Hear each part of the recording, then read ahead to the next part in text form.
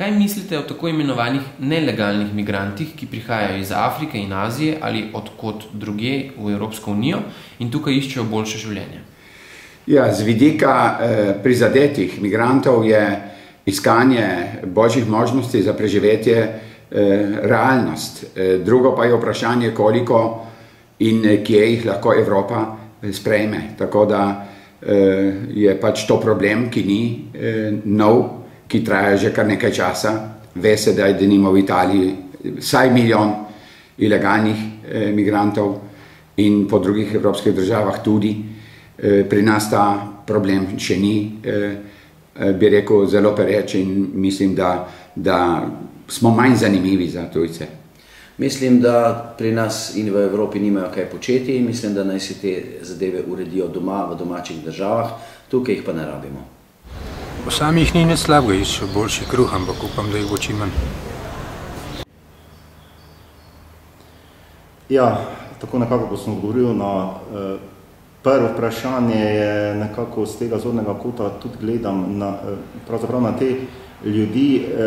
Prav gotovo je Evropska unija dosegla določen standard, določen razvoj in nekako je logično, da ti ljudi želijo se preseliti v države članice Evropske unije in dejansko glede na zakonodajo, ki jo poznamo v Evropski uniji, je pač to tudi možno in zaenkrat glede, da nekih večjih težav ni, bo prav gotovo se to tudi nadaljevalo v prihodnje.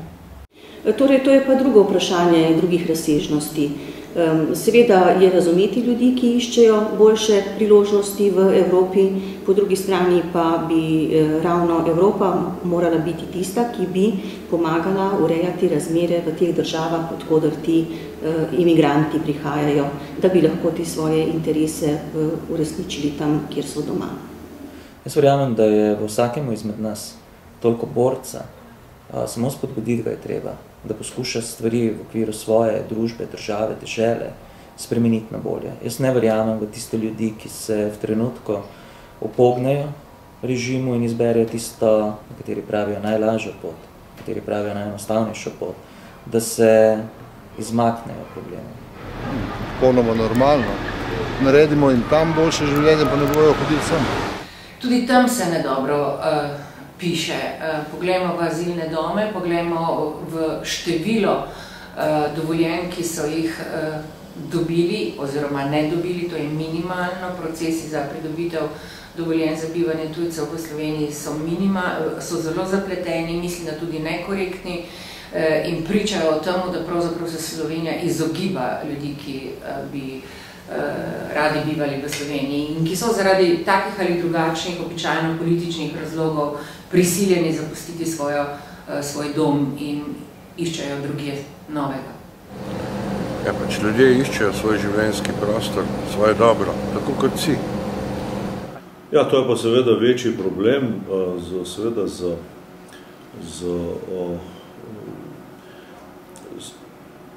seveda obžalujemo, da iz nekaterih predelov v svetu, predvsem, kot ste omenili, Afriko, tudi nekatere predele Azije, da pri njih doma nimajo ustreznih pogojev vrednih človeka, življenjskih pogojev vrednih človeka.